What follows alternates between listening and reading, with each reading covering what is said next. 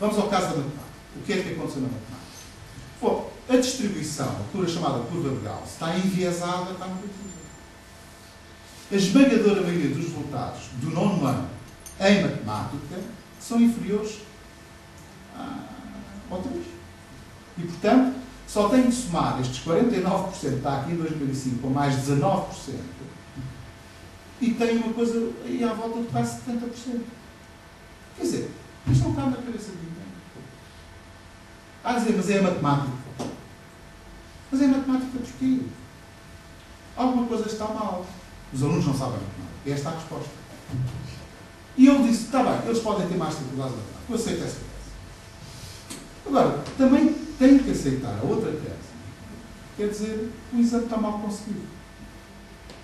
O exame está mal feito. Eu acho que as duas leituras são possíveis. Ou então, eu tenho um programa de matemática que pode não estar ajustado ao nível de maturidade e de capacidade dos alunos. Também pode acontecer isso. Portanto, eu tenho que ponderar todas as hipóteses. É muito fácil eu dizer, os alunos são muito fracos, não estudam, não trabalham, se calhar até é verdade.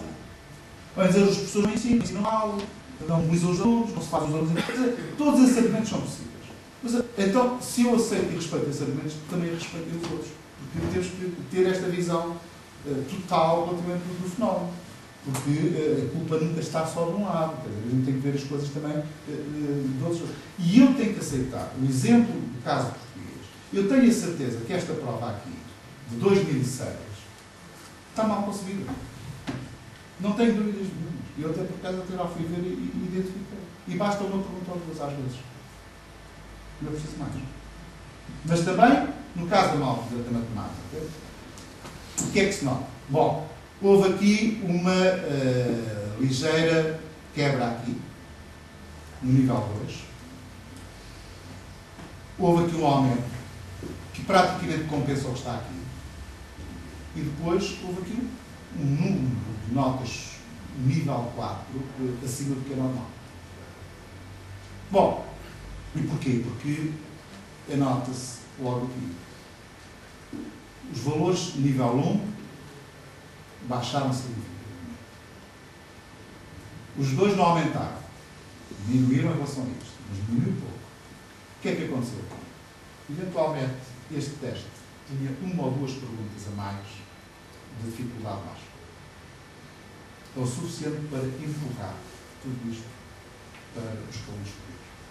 Basta uma ou duas perguntas e cotações de perguntas eventualmente mal ponderadas. É o suficiente para provocar isto. O que quer dizer que o teste até pode não ser muito fácil, mas quando tem duas perguntas muito fáceis, a impressão que deixa é que o teste é muito fácil. E eu tive o cuidado de ir ler o teste todo. E, na verdade, dá uma sensação que há uma ou duas perguntas que foram mal ponderadas. Tecnicamente, desculpem o termo, não faço leituras políticas, por isso é que chamei a atenção ao tudo, mas tecnicamente, o problema para mim, enquanto, não sei se sou especialista, mas enquanto sei alguma coisa de estatística, o problema é este. Um dos problemas, mas há outro que eu falei há bocado, que vamos depois abordar. Bom, vamos passar para os exames do ensino secundário. Ou seja, na altura, antigamente, eram chamados exames do 12º ano, agora são exames do 11º e do 12º. E só isto, já dá para nos fazer pensar, quando começamos a fazer comparações entre os níveis. Eu, na altura, estão aqui pessoas, até aqui, que acompanharam esse processo da reforma do ensino secundário, quando nós decidimos reduzir o número de exames de 6 ou 5, consoante as situações, para 4,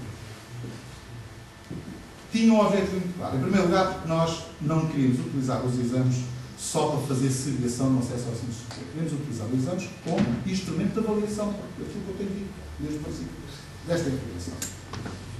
E dizíamos, bom, há aqui uma coisa que é óbvia, é que há uma diferença clara entre ter que fazer 5 ou 6 exames no espaço de 3 semanas, ou eventualmente deixando para a segunda chamada, e fazer 4 exames em 2 anos separados.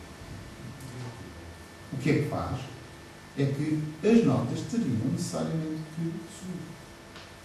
Desculpem, esta é lógica e básica, porque o esforço que eu tenho em preparar os miúdos, e eles se prepararem, para fazer 6 exames no espaço de 3 ou 4 semanas, é muito maior do que o esforço em fazer 2 no 11º e depois 2 no 12º.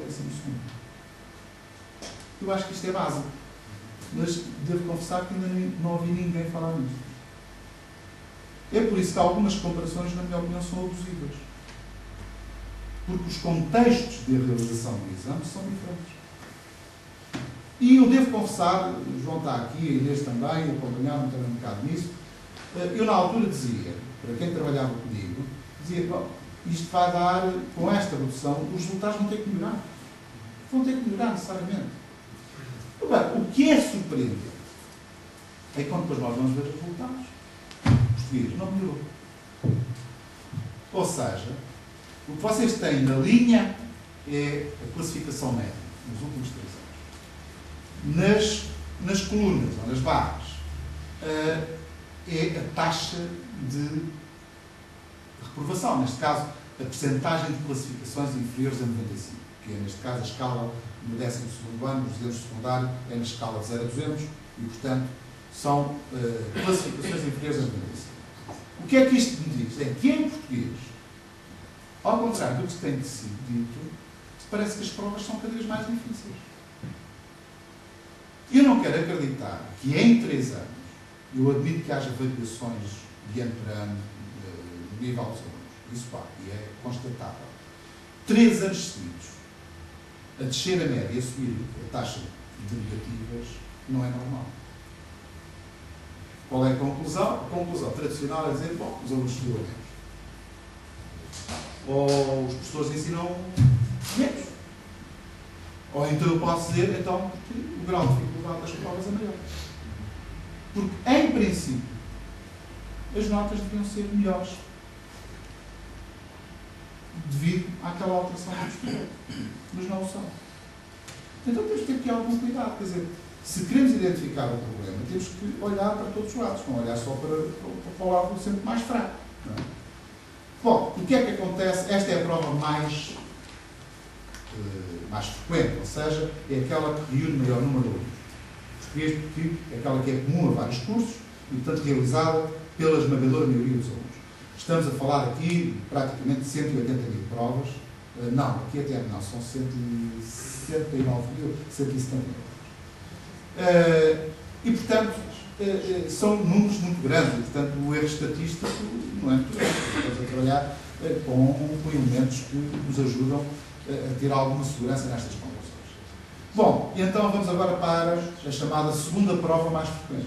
A segunda prova mais frequente, aquela que tem mais alunos inscritos, é Biologia e Geologia.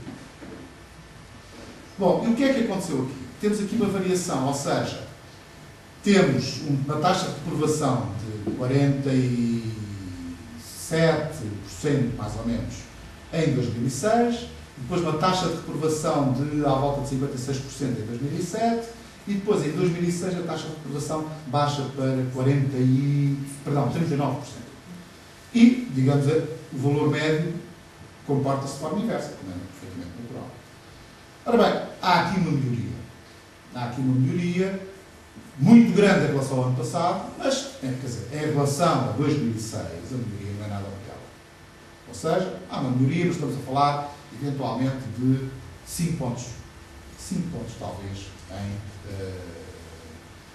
5 pontos percentuais na percentagem e, em termos de melhoria de nota, estamos a falar de uma passagem de uma nota média de 92 para uma nota média de 100 e, eventualmente, 107. Portanto, é passar um valor assim, um valor e meio assim. Portanto, isso está dentro dos limites de variabilidade que estas provas têm. E, portanto, também não creio que haja um movimento que eu estaria à espera de uma melhoria sustentada dos resultados. No caso da matemática, é o inverso do caso do português. O que é que acontece? há uma taxa de negativas à volta de 65% em 2005 ou 2006. Depois quebra em 2007 uma redução significativa para 41, 42% e volta a quebrar em 2008 para cerca de 15%. Bom, esta melhoria é que nos surpreendeu. Esta sim, é o único caso em que, pela amplitude, merece que nós olhemos isto com olhos de ver. Não é? E eu tive o cuidado de depois ir ver. Não é? Ainda temos aqui o caso da química, da física e da química, e já vamos depois voltar à matemática, e agora reparem nos resultados da física e da química. No ano 2006, estamos a falar de resultados à volta dos 73% de notas negativas da física e química. 73%. E depois, em 2007, não há melhoria, ou seja, estamos a falar de passou para 71 a 72. Isto é insignificante. E só em 2006 é que quebra para se aproximar dos 52%. Agora, o problema que se põe aqui é esse. O que é que está mal? São os 52% ou são os 73% que estão mal? Eu peço imensa desculpa, mas quer dizer, eu acho que o que está mal é o que está em 2006. Não se admite que em física e química tem uma componente matemática, admito. Mas a tese da nossa dificuldade na matemática, que não se aplica uma parte da matéria significativa da matéria, não é matemática. Ou seja, existe raciocínio matemático, mas não é matemática. Com esforço, consegue-se tal como na biologia. E, portanto, quem conhece bem os programas e as matérias que são dadas, é óbvio que há aqui um problema. Mas o problema é mais grave na física do que na matemática. Muito mais grave. E eu devo sinceramente, anda toda a gente obcecada pela matemática e ninguém fala na física, que é talvez das disciplinas mais importantes naquilo que nós consideramos importante para a nossa sociedade, que é o pensamento científico, que é a cultura científica. Esta preocupa muito mais. Vocês estão a ver os engenheiros todos entrar no técnico e sair no técnico sem saber a física. Eu deixo de passar pelas pontes. Não é? É preciso ter cuidado. Não é? É preciso ter cuidado. Bom, no caso da biologia, isso já não acontece. Bom,